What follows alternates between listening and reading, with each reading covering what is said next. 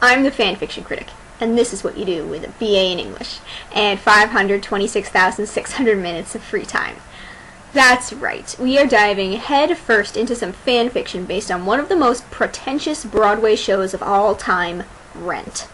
Now, for those of you who are unfamiliar, Rent is the tale of 4R5 20-somethings who don't have jobs because getting jobs would mean compromising their artistic integrity.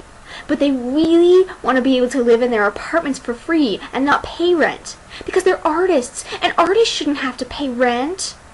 Oh, and there's AIDS. Today's story is called Start of Something New and is by Maureen Elphaba Throp. Let's get started. Disclaimer: I own nothing of Rent, except for my original characters. The rest belongs to the wonderful Jonathan Larson. Enough said. Italics are song lyrics, flashbacks and thoughts. Pay very close attention to the author's note, especially that part about song lyrics and flashbacks in italics. It's very, very important. I guess we start the story in Roger's apartment. Roger, April called from the bathroom. What? Can you come here for my nude, please? Okay then, so we're going for darkness here? Close on Roger. His girlfriend April left a note saying we've got AIDS before slitting her wrists in the bathroom. Okay, yes, April is mentioned once in Rent, and she never actually makes an appearance because, surprise, surprise, she's dead. She killed herself after she found out that she had AIDS. Or perhaps she realized that if she didn't kill herself, she'd have to sing a real shitty song about it. April held something in her hand that looked like a take-home pregnancy test. I'm pregnant. W what? Are you sure? I'm positive. That's what the test says. I've took 4 already and they've all come up positive. So, not AIDS then? Okay, we're just gonna throw Cannon out the window.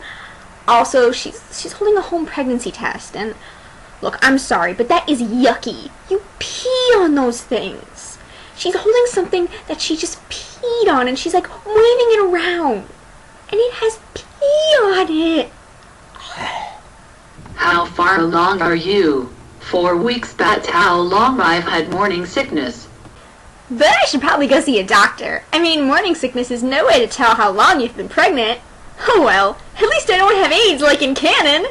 I'm just pregnant instead. Whee! April, we're poor. Are you sure you want a baby? We both have jobs. I'm a waitress and you work in the music store. Yet, well, those aren't real jobs, Roger said, leading April out of the bathroom.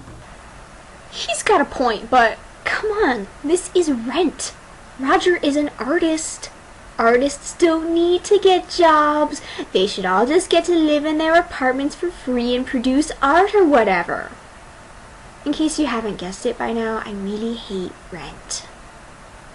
9 months later, April went into labor around 8 at night and delivered a healthy, perfect little girl at 2 o'clock the next afternoon.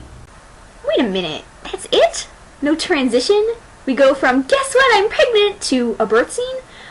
And you know, this isn't even a birth scene. The author just, rather uncreatively, tells us that April pumped out a baby. There's this thing called show, don't tell. And the author could have gone a lot of different ways with this scene. We could have had it from April's point of view, from Roger's point of view, or a doctor's point of view. The author has taken what is usually a very dramatic and important moment and made it really boring. So anyway, April has a baby. April, however, didn't make it. She died from blood loss.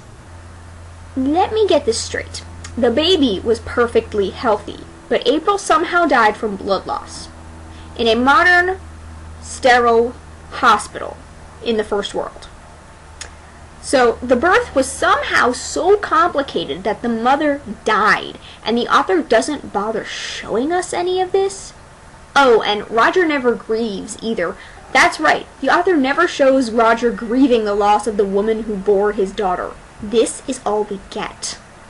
What would you like to name your baby? The nurse inquired, handing Roger his daughter, Alana Grace Erickson Davis. Roger told her, taking April's initials. My girlfriend's dad? Oh, that sucks. Oh, let me think of a baby name real quick then. No. No.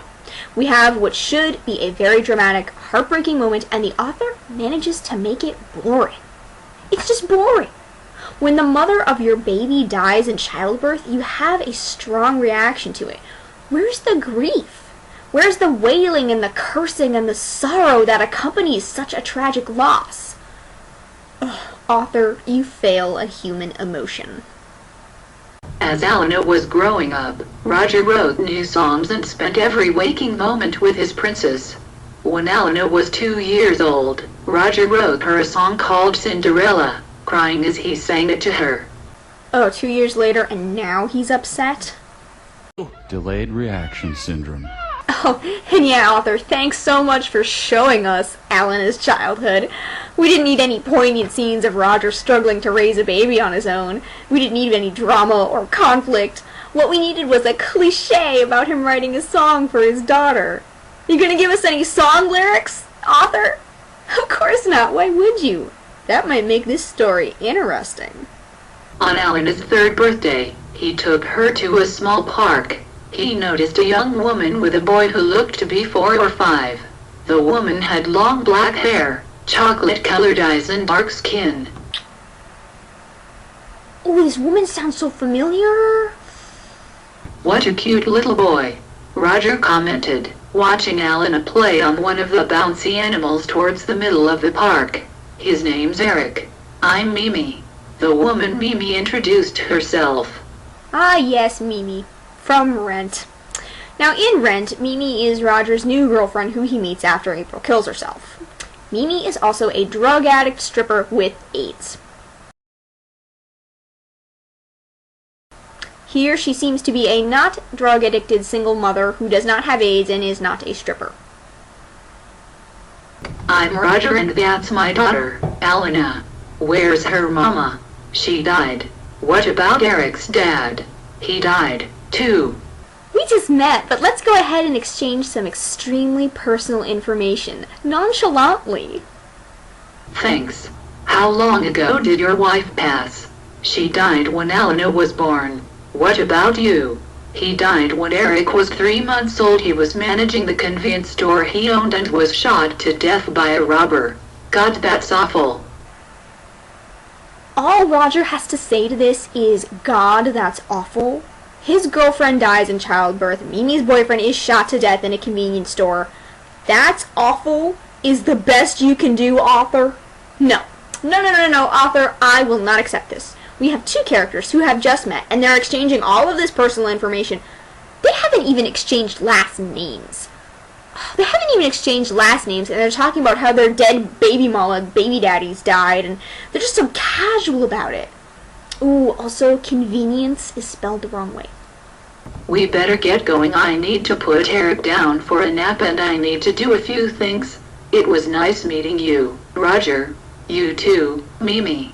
If you want, I could come over and watch Eric for you. I'm not doing much of anything today. Really? That would be great, Mimi told him, a grin spreading across her face. You know, normally, when some guy I meet in the park whose last name I don't know asks if he can come over and babysit my kid, the pedophile alarm goes off in my head. It does not go off in Mimi's head, however, so Roger goes to her apartment and watches the kids. Of course, nothing interesting happens. Roger got Alana into her stroller and followed Mimi to her tiny apartment. The 2 of them put the kids down for a nap. Mimi went to run a few errands and stop into work for an hour. Roger's only job was to take care of the kids when they woke up from their nap. And look, something interesting can happen here. The apartment could catch on fire. Roger could turn out to be a pedophile. Mimi could leave and never come back. A burglar could break in. Something can happen, and nothing does. This author's a moron. She's just a moron. She's given several situations where something interesting can happen, and she never goes for it. Nothing interesting is happening in this story.